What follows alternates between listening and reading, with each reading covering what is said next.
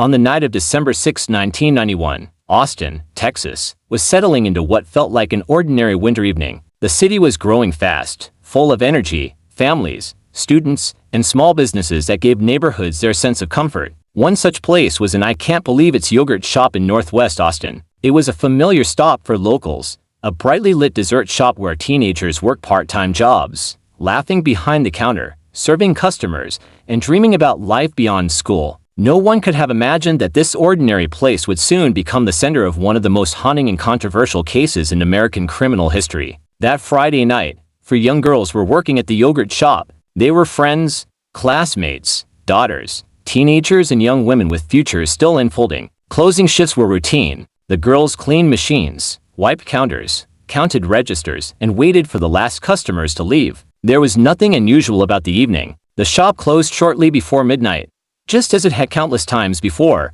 Hours later, just before 11 a.m. the next morning, a fire was reported at the yogurt shop. Firefighters arrived expecting a routine response. Instead, they discovered something that would shock even seasoned first responders. Inside the burned building, they found the bodies of the four girls. The scene was devastating. What initially appeared to be an accidental fire quickly revealed itself as something far more sinister. The fire had not been an accident, it had been set deliberately. The city of Austin woke up to horror. News spread rapidly. Parents hugged their children tighter. Communities that once felt safe now felt exposed and vulnerable. The idea that such a brutal crime could happen in a well-lit business, in a familiar neighborhood, shattered the sense of security many people had taken for granted. As investigators began examining the scene, it became clear that the fire had been used to destroy evidence. The girls had been killed before the building was set ablaze. The violence of the crime, combined with the attempt to erase what had happened, suggested planning and cruelty beyond comprehension. For the families,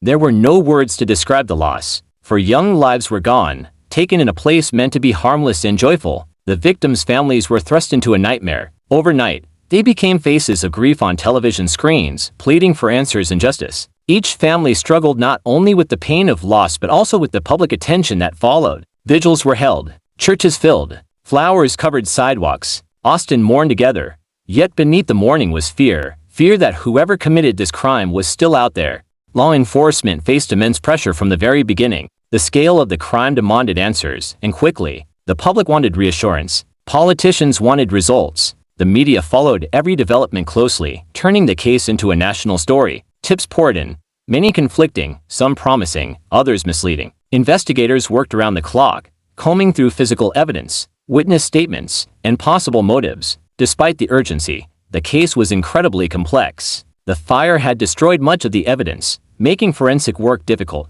The crime scene told a story of chaos, but not enough to clearly point to a suspect. Rumors spread throughout the city. Some people suspected strangers. Others feared it was someone familiar. With no clear suspect, anxiety grew. As days turned into weeks, frustration mounted. The lack of rest made people question how such a horrific crime could go unsolved. Parents worried about letting their children work late shifts. Business owners reconsidered security measures. Austin was no longer just a growing, vibrant city. It was a city grappling with trauma. The yogurt shop murders were no longer just a criminal case. They became a symbol of lost innocence. The victims were young, full of promise, and completely undeserving of what happened to them. Their faces appeared on posters, in news articles, and in the hearts of people who never knew them personally but felt connected through shared shock and sorrow. This first chapter of the story is about the moment everything changed, when an ordinary night became an unimaginable tragedy. It is about a city realizing that evil can appear in the most unexpected places,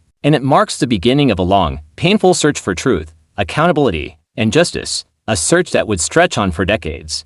As the shock of the Austin yogurt shop murders began to settle, the investigation entered a phase marked by urgency, confusion, and enormous pressure. Law enforcement agencies knew they were dealing with one of the most horrific crimes in the city's history, and the demand for answers was overwhelming. The community wanted reassurance that those responsible would be found. The families of the victims needed justice, and the nation was watching. Investigators from the Austin Police Department were joined by state and federal resources. The crime scene, however, had been severely compromised by the fire. Much of the physical evidence that could have offered clear leads had been destroyed. This immediately placed the investigation at a disadvantage. Fire damage made it difficult to determine timelines, movements, and specific actions that had taken place inside the shop. Every small clue became critical. Early on, police explored a wide range of theories. They considered robbery, but the cash registers still contained money, which raised questions about motive. They looked into the possibility of a targeted attack, but there was no obvious reason why these particular girls would have been chosen. Random violence, personal grudges, and even organized criminal activity were all discussed behind closed doors. Each theory brought more questions than answers. Witnesses were interviewed repeatedly. People who lived nearby, late-night passers-by, and anyone who might have seen or heard something unusual were questioned. Some reported suspicious vehicles. Others recalled unfamiliar faces. Tips flooded in from across Texas and beyond. While many leads initially seemed promising, most eventually led to dead ends. As weeks passed, the lack of solid progress became deeply frustrating for investigators and devastating for the families. The pressure to solve the case intensified as media coverage grew. Headlines referred to the murders as one of the most brutal crimes in Texas history. Public fear was palpable. Parents worried about their children's safety. Business owners questioned how secure their workplaces really were. The yogurt shop, once a cheerful community spot, became a symbol of vulnerability and loss. As months turned into years, the case grew colder. New detectives were assigned. Old evidence was re-examined. Advances in forensic science offered hope that answers might still be possible. Yet each renewed effort seemed to stall just short of a breakthrough. The families of the victims lived in a painful state of limbo, unable to grieve fully without justice, unable to move on without answers. In the mid-1990s, the investigation took a dramatic turn. Authorities arrested for young men, charging them with the murders. The announcement sent shockwaves through Austin. At last, it seemed, there might be accountability. The suspects were interrogated, and confessions were obtained. For many in the public, this appeared to be the long-awaited resolution. However, almost immediately, doubts began to surface. Defense attorneys argued that the confessions were unreliable, obtained under intense pressure, and filled with inconsistencies. Details did not always match the known evidence. Some statements contradicted others. As the case moved through the legal system, cracks in the prosecution's theory became increasingly visible. The trials were long, complex, and emotionally draining. Families attended court sessions day after day, listening to painful testimony and reliving the worst moments of their lives. The community followed every development closely. Some believed justice was finally being served. Others worried that the wrong people might be paying the price for an unsolved crime. Eventually, convictions were secured, but they did not bring the sense of closure many had hoped for. Appeals followed. Questions about evidence handling, interrogation methods, and investigative mistakes became central to the discussion.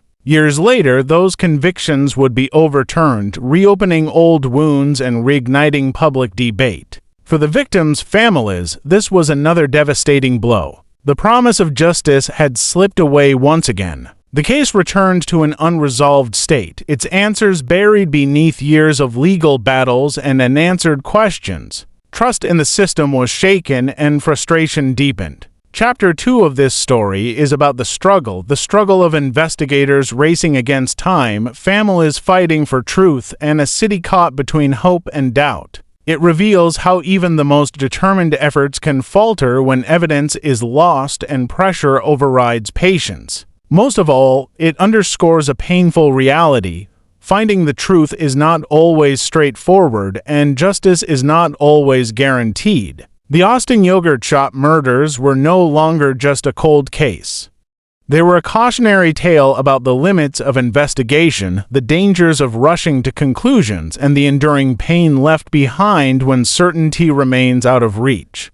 As the years passed, the 1991 Austin yogurt shop murders transformed from an active investigation into one of the most haunting unsolved cases in American history. Even decades later, the case continued to cast a long shadow, not only over the families of the 4 victims, but over the city of Austin itself. What made the tragedy even heavier was the sense that justice had come close, only to slip away again. After the convictions from the 1990s were overturned, the legal system faced a difficult truth. The case was, once again, unresolved. Evidence that had once seemed convincing was now viewed with skepticism. Interrogation practices were questioned. The reliability of confessions became a national discussion. The case was no longer just about who committed the crime. It became an example of how investigations can fail when pressure outweighs precision. For the families, the emotional toll was relentless. Every new development reopened wounds that had never fully healed. They had lived through shock, grief, hope, and disappointment, only to find themselves back at the beginning. Some family members became advocates, speaking publicly about the need for better investigative standards and the importance of never forgetting the victims.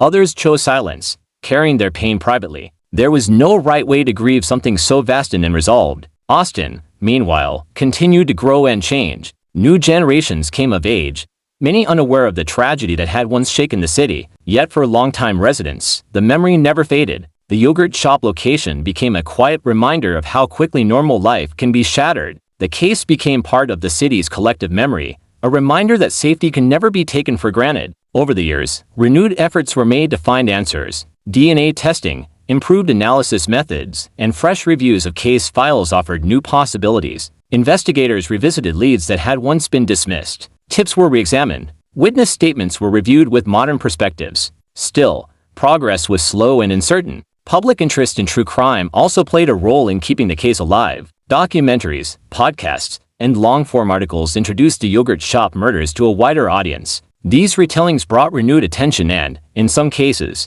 new information. They also reignited debate.